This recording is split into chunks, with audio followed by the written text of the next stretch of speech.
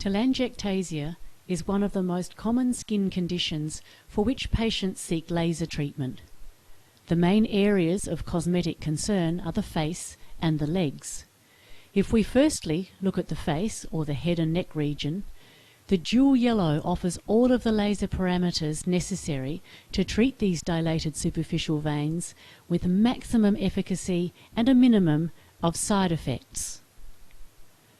The spot size of 0.6 millimeters targets the range of most telangiectatic vessel sizes with minimal impact on the adjacent skin.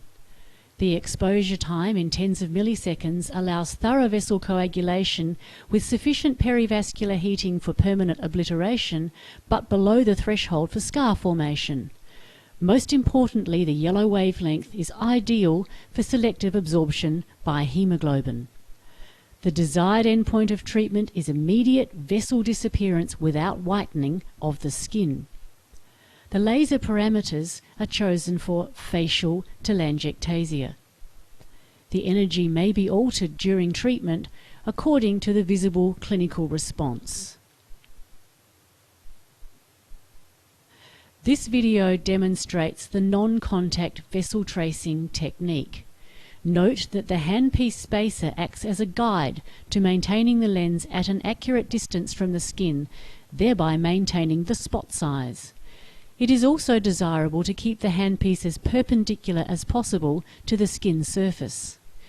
To perfect the vessel tracing technique, the operator should watch the laser spot on the skin rather than looking at the spacer tip.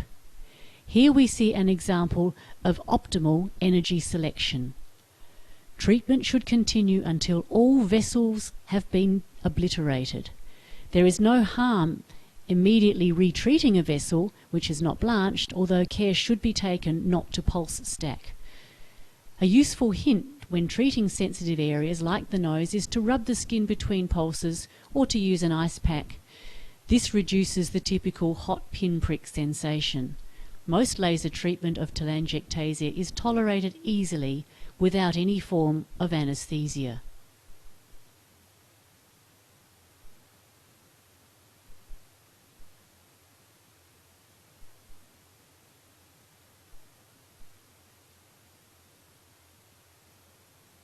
This video shows residual whitening of the skin, at which point the energy should be reduced.